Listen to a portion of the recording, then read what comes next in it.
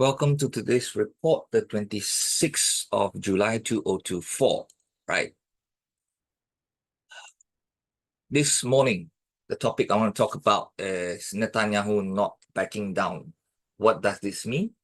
And what are the repercussions that's going to happen if he doesn't back down one, okay?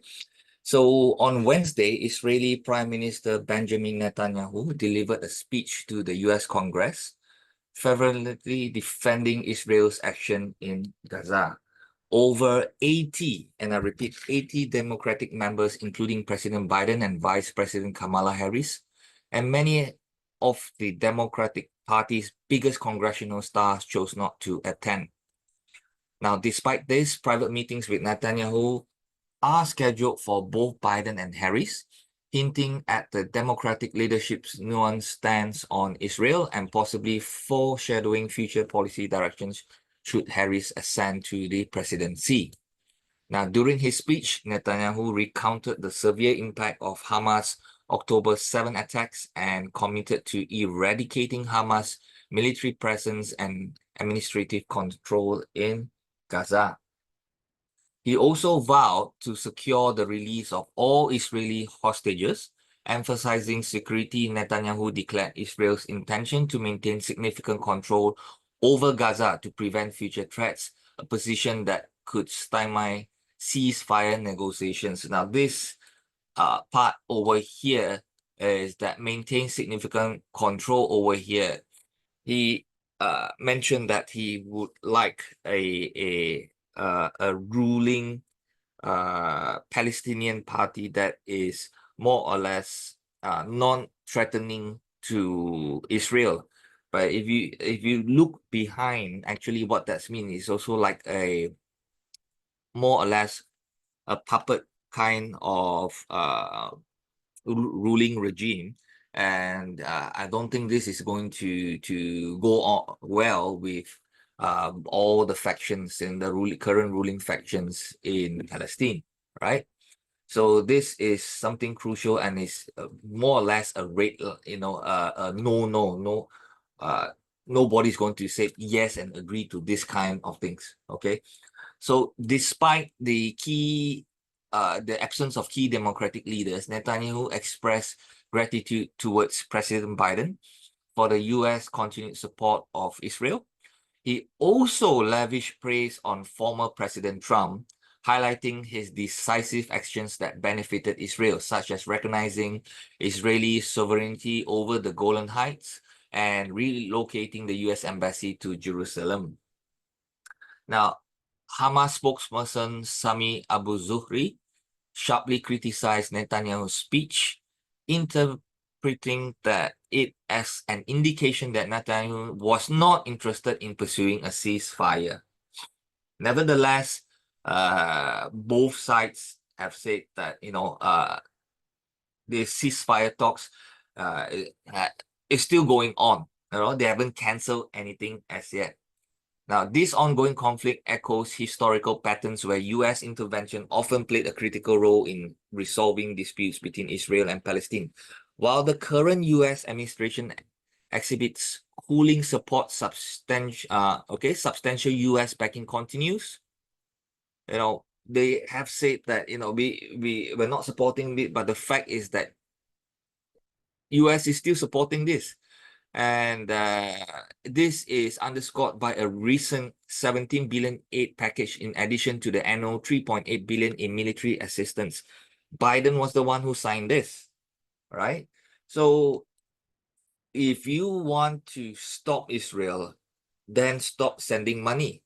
There's no point you say that, I don't like the way you are doing, and then all threatening, because everything so far is just words. That's the reason I said so far, US primarily issue only verbal warnings. So what's verbal? I tell you, you shouldn't do this. Okay, don't do it again. You do it, and I said don't do it again. You just keep on saying the same thing. But the fact is that they're still sending money. So that's why the financial aid to Israel has remained unquestioned. There's no question about it. While bipartisan support for Israel continues, it has somewhat diminished in scale. Now, we have seen strong rebukes from the Democratic side, the leaders. Some are asking for the accountability. They want to know how this yearly aid that is being sent to Israel is being used. Most importantly, how is it being used? And that bill, however, was shot down.